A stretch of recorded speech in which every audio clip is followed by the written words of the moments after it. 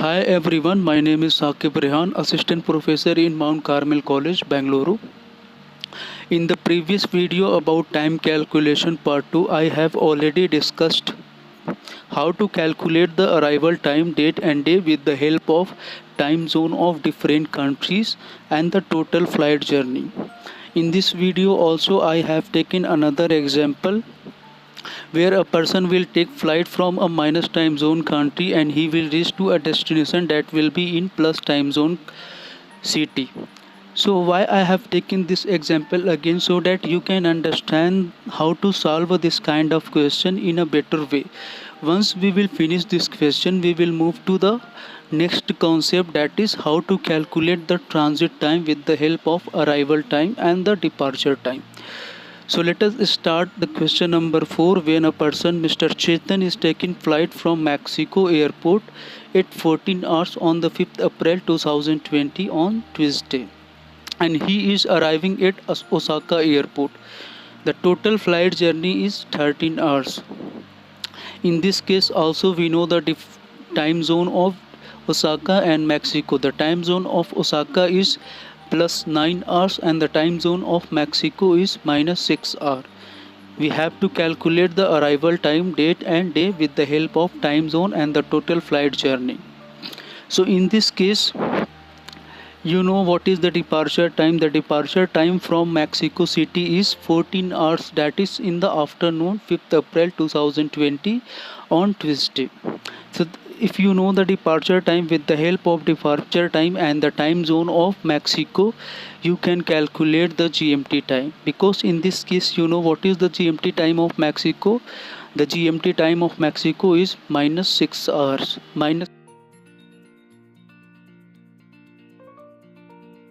So here you know the departure time, that is the local time of Mexico, that is 14 hours. So it means that the time at the GMT location will be 6 hours more than the time of Mexico. So in this case you have to add 6 hours so that you can find out the GMT time. So you have to add 6 hours in the 14 hours so that you can find out the GMT time. Once you will add 6 hours in the 14 hours, you will get around 20 hours. That will be the time at the GMT location.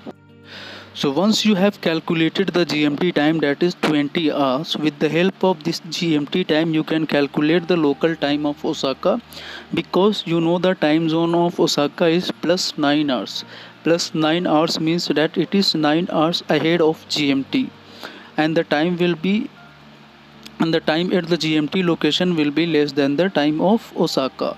So in that case you have to add 9 hours so that you can find out the local time of Osaka. So here you know the GMT time is 20 hours, so you have to add 9 hours.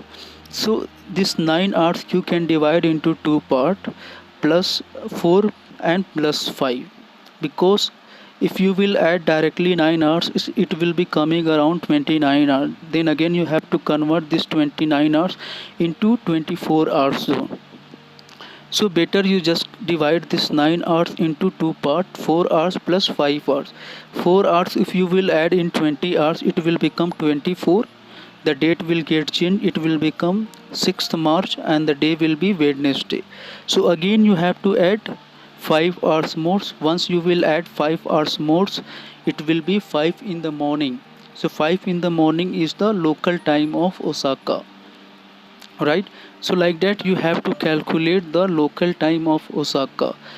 So we have calculated three different time, like the Mexico local time, that is already we know. Departure time, that is the local time of Mexico 14 hours. We have calculated the local time of GMT, that is 20 hours, and the third one we have calculated the local time of Osaka, that is 5 in the morning. So once you have calculated the local time of Osaka, in this question you know the total flight journey, that is 13 hours. So you just need to add this 13 hours in the local time of Osaka. Once you will add this 13 hours, you will get the arrival time at the destination. You will get the arrival time in Osaka. So arrival time in Osaka will be 18 hours, and the date will be 6th April, and the day will be Wednesday. So like that you have to calculate, like in the departure time you have to add the time zone of Mexico, so that you can find out the GMT time. Once you have calculated the GMT time, in that you have to add the time zone of Osaka, so that you can find out the local time of Osaka. Once you have calculated the local time of Osaka, in that you just need to add the total flight journey, that is 13 hours. You will get the arrival time at the destination. So in the next video we will discuss about the transit time, how actually we can calculate the transit time with the help of arrival time and with the help of departure time. So that will be like very easy to calculate. The only tough thing was that this one, like where you have to understand the time zone, minus 6 hour plus 9 hours. So when a person is taking flight from a minus time zone and he is going to a plus zone country, how what will be the calculation? When he is taking flight from a plus and he is going to a minus time zone country, how actually we can calculate the arrival time? So this was a little confusing, but I think you might have understood now. So in the next video we will discuss about the how to calculate the transit time with the help of arrival and the departure time.